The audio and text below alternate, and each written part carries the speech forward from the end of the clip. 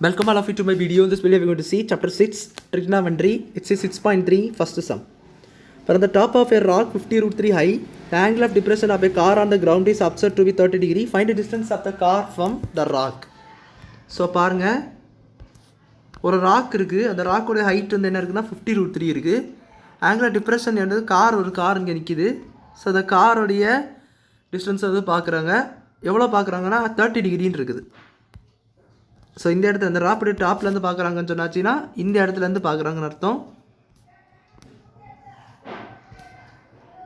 So இந்த இடத்துலேருந்து பார்க்குறாங்க. இந்த இடத்துல அந்த கார் இருக்குது. இந்த இடத்துலேருந்து பார்க்கும்போது இந்த இடத்துல 30 டிகிரி இருக்குது. ஸோ 30 டிகிரி இருக்குது. இது அந்த ராக்கு. இது வந்து 50 root 3 ஹைட் இருக்குது.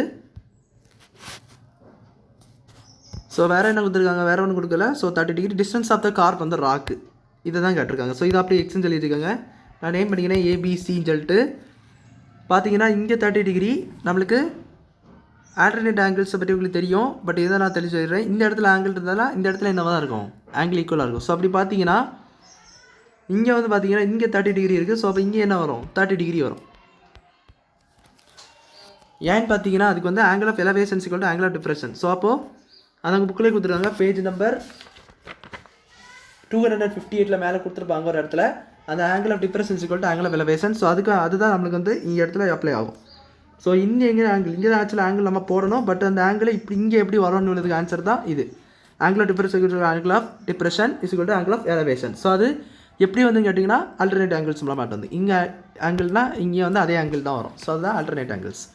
ஸோ 30 டிகிரி போட்டாச்சு. இப்போ நம்மளுக்கு நார்மலாக போடப்போலாம் போடலாம். ஸோ இதில் என்னென்னு பார்த்தீங்கன்னா ஏபி வந்து அந்த ராக்கு 50 root 3 மீட்டர் இருக்குது. தென் பிசி தான் நம்ம கண்டுபிடிக்கணும். ஸோ இங்கே நம்ம என்ன யூஸ் பண்ணிக்கலாம்னா tan θ யூஸ் பண்ணிக்கலாம்.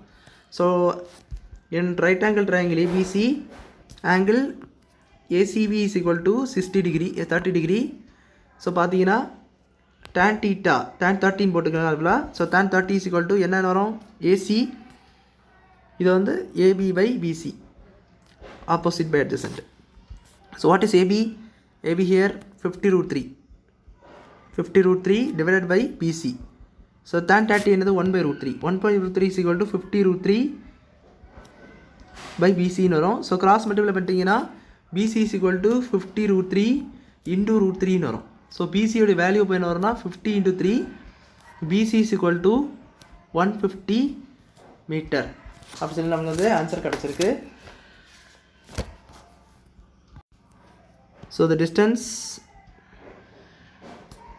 between the car and the rock is 150 meter அப்படின்னு சொல்லி இந்த சம் நீங்கள் முடிச்சிக்கலாம். ஸோ அவ்வளோதான் அந்த சம் புரிஞ்சுருக்குன்னு நினைக்கிறேன். இப்படி லைக் பண்ணுங்கள், ஷேர் பண்ணுங்கள், சப்ஸ்கிரைப் பண்ணுங்கள். டவுட்ஸ் இந்த கமெண்ட்ஸ் சொல்லுங்கள். தேங்க்யூ.